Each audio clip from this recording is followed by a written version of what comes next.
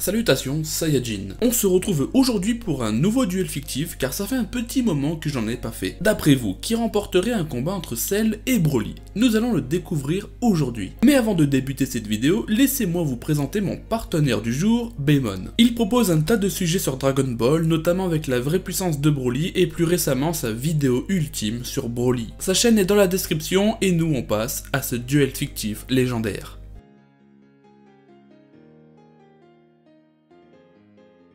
Résumé de Cell. J'ai déjà traité l'histoire de Cell sur ma chaîne, mais je vais vous faire un petit récapitulatif de qui il est et de qui il a combattu. Cell a été créé par le Dr Gero, même si c'est son ordinateur qui semble lui avoir donné vie. Il vient du futur après avoir éliminé Mirai Trunks pour lui voler sa time machine afin de venir à l'époque de la Z-Team pour trouver et absorber C17 et C18 dans le but de finaliser sa mutation et d'obtenir le corps parfait. Il combat Piccolo après son initiation avec Kami-sama et comprend qu'il n'a pas la puissance requise pour venir à bout de ce super Namek. Un peu plus tard, il surprend C17 et Piccolo lors d'un combat, et après avoir assimilé des tas de vies humaines, Cell s'avère être plus puissant que Piccolo. Il surclasse également C17 et semble être un cran au-dessus de C16, car même si d'après ses calculs il serait de même puissance avec Cell imparfait, son attaque ultime ne lui cause aucun dégât. Bref, Cell absorbe C17 et passe à la seconde étape de sa mutation, Cell deuxième forme. Bon, sans conteste, cette forme surclasse n'importe qui à l'exception de Vegeta et Trunks. Il se fait rétamer par le prince des Saiyajin qui, déçu de cette facilité, offre la chance à Cell de finaliser sa mutation en absorbant C18. Chose faite, Cell devient Perfect Cell et reprend le combat contre Vegeta. Il faut savoir qu'il parvient à neutraliser le prince arrogant et ce en s'échauffant tout simplement. Il combat par la suite Mirai Trunks qui s'est transformé au stade 3 du Super Saiyajin et qui donc posséderait une force plus grande que celle du monstre. Mais cela ne sera pas suffisant et Perfect Cell l'emportera en épargnant Trunks. 10 jours plus tard, Cell affronte Goku qui maîtrise le stade 4 du Super Saiyan, qui est la forme la plus élevée de cet état. Ils font jeu égal un court moment car Cell semble avoir pris le dessus avec le temps, se montrant de plus en plus rapide. Goku abandonne car il ne peut pas vaincre Cell, mais il avait également une idée derrière la tête, et oui, laisser Gohan affronter Cell. Le combat tant attendu arrive, Gohan affronte Cell et se montre plus rapide dans un premier temps. Après il faut savoir que Gohan maîtrise lui aussi le stade 4 du Super Saiyan. Cell reprend le dessus jusqu'au moment où il écrase la tête de C16 qui s'est fait réduire en pièces par Cell quelques instants plus tôt. Gohan explose de rage et atteint le Super Saiyan 2 avant d'humilier Cell en lui faisant recracher C18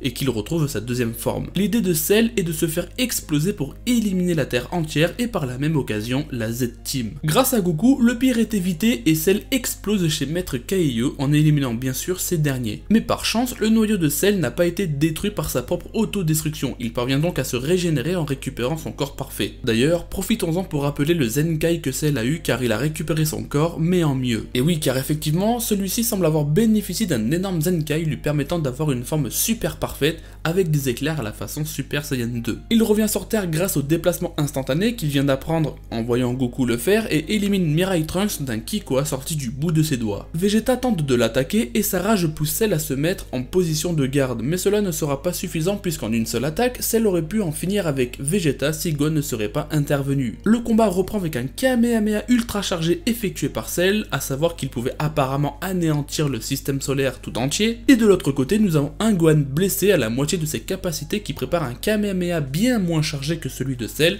mais qui fera tout de même l'affaire. Bien évidemment, Gohan remporte ce duel Kamehameha et élimine Cell une bonne fois pour toutes, malgré son nouveau corps super parfait. Résumé de Broly. Pour Broly, il faut commencer par sa naissance car ce surpuissant Saiyan prend naissance avec 10 000 unités à son actif, ce qui est énorme.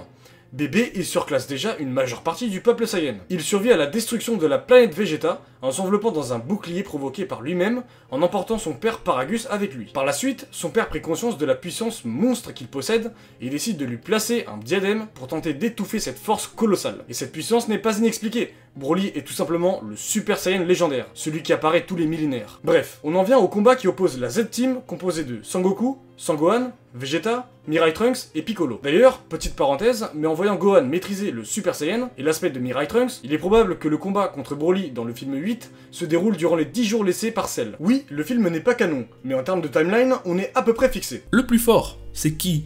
Broly affronte les 5 guerriers quasiment en même temps et n'aura aucun mal à tous les vaincre, pour certains en seulement quelques secondes. Il humilie Vegeta, qui à ce moment était en Super Vegeta, et ce, plus facilement que Cell l'a fait. Vegeta a eu extrêmement peur de Broly avant de combattre contre lui, tandis que contre Cell, il y allait avec une légère peur. Vegeta n'est pas le type à fuir le combat, alors qu'avec Broly, il l'a fait au début.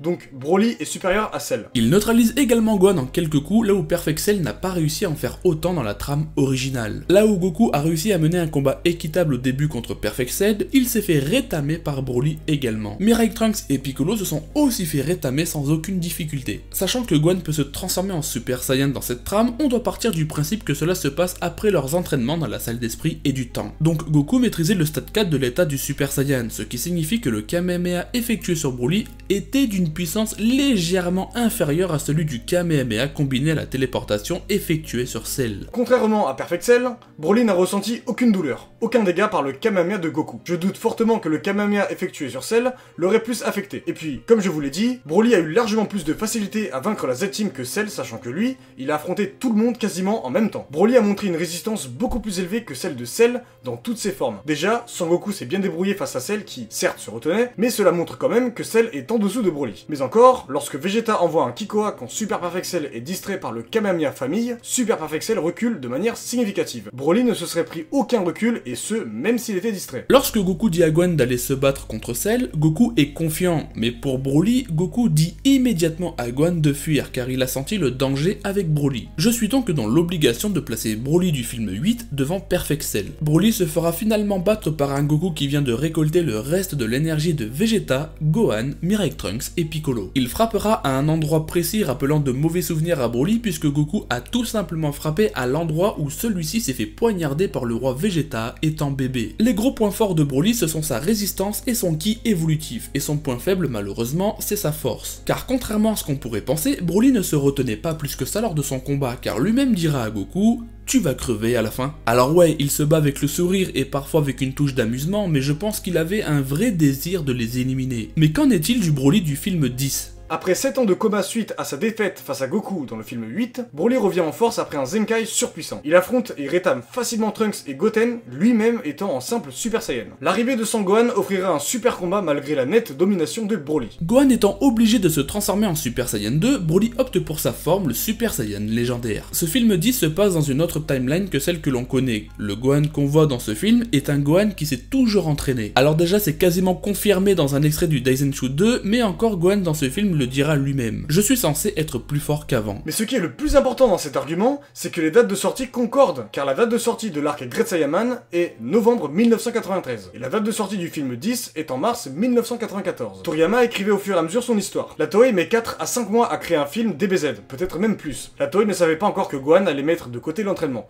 donc ils ont fait ce film en sachant que Gohan allait être le protecteur de la Terre. Puis regardez son air sérieux, son style de combat, ce n'est pas du tout le même Gohan que celui de la saga Boo. Il me rappelle surtout le Gohan de la saga du Cell Games, quand il se combat contre Cell en SSJ2. Dans ce film, Broly est davantage plus puissant que Gohan adulte Super Saiyan 2 qui est lui-même plus fort que sa version adolescente, ou préadolescente, vous le prenez comme vous voulez. Broly l'a maîtrisé de manière brutale, ce qui fait que ce Broly là doit être aussi fort qu'un Goku Super Saiyan 2 voire plus. De plus, lors d'une interview, cette question est posée à Takao. Ce à quoi Takao répond: j'avais l'intention de mettre Gohan dans le rôle principal, ça n'a pas marché. J'avais l'impression que comparé à Goku, il n'était finalement pas fait pour le rôle. Mais également cette question, et sa réponse est parce qu'il est le plus fort. Même en incluant l'anime télévisé, personne au monde n'est plus fort que Broly. Je veux dire, même Vegeta, prince des Saiyans, tremblait de peur. Je sentais qu'il était impossible que ce genre d'être le plus puissant meure en une seule sortie. Après tout, il y avait des enfants qui ont pleuré à la force écrasante de Broly quand ils ont vu Burn Up à l'avant-première de Shueisha. Il est toujours difficile de trouver un ennemi pour Goku car je devais constamment augmenter sa force, ainsi il a fini par apparaître 3 fois. C'est également vrai pour Broly, mais Goku et compagnie se battent toujours contre un ennemi imbattable. Goku doit gagner contre un tel ennemi, il n'a donc pas d'autre choix que vaincre son ennemi qui devient trop confiant et créer une ouverture. Il n'y a absolument aucun moyen qu'il puisse gagner contre quelqu'un comme Broly s'il utilisait des méthodes orthodoxes. Bref. Le combat reprend et sans aucune difficulté.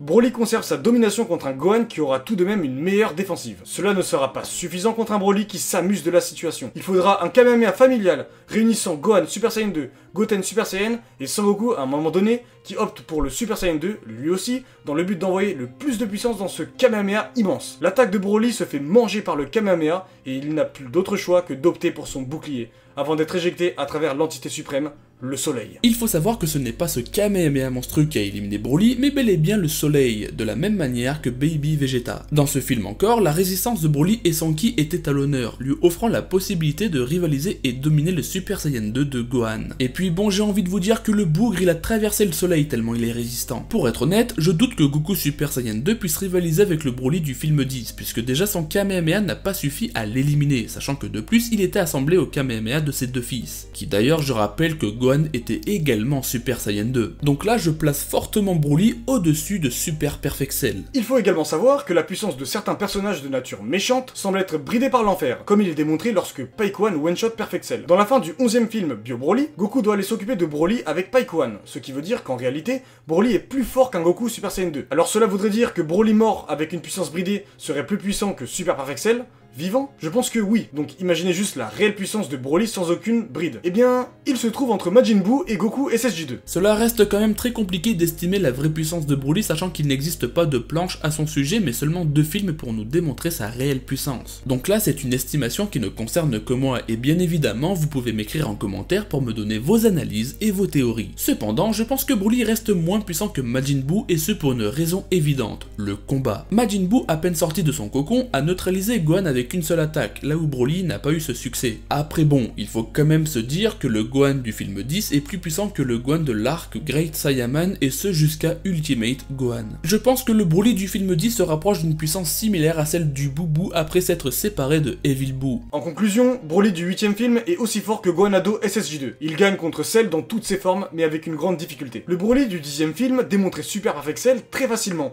et il est plus fort que Goku Super Saiyan 2, et moins fort que le Boo Majin Buu avec la prestation qu'on a. Alors oui, si Trunks et Goten avaient fusionné, ils auraient certainement eu le dessus sur Broly, au même titre qu'un Goku Super Saiyan 3 ou encore un Ultimate Gohan. Mais il ne faut surtout pas sous-estimer la résistance et le ki évolutif de Broly qui lui permettrait à long terme de s'adapter facilement à la puissance de son adversaire. Donc il est possible qu'à long terme dans un combat, il puisse évoluer à la puissance supérieure, donc à celle d'un Super Saiyan 3. Mais ça c'est mon hypothèse. Voilà les amis, c'était le duel fictif opposant Broly à Cell, et comme vous l'avez compris par cette vidéo, Broly est effectivement plus puissant que Cell et ses différentes formes. Encore merci à Baemon d'avoir accepté l'invitation, il m'a vraiment pas mal aidé dans l'écriture de cette vidéo, franchement les BG je vous invite à vous abonner à sa chaîne. Si cette vidéo vous a plu, je vous invite à vous abonner, liker, partager, ça fait toujours plaisir les amis. On se retrouve la semaine prochaine pour une nouvelle vidéo, que le ki vous guide les Saiyajins. Ciao.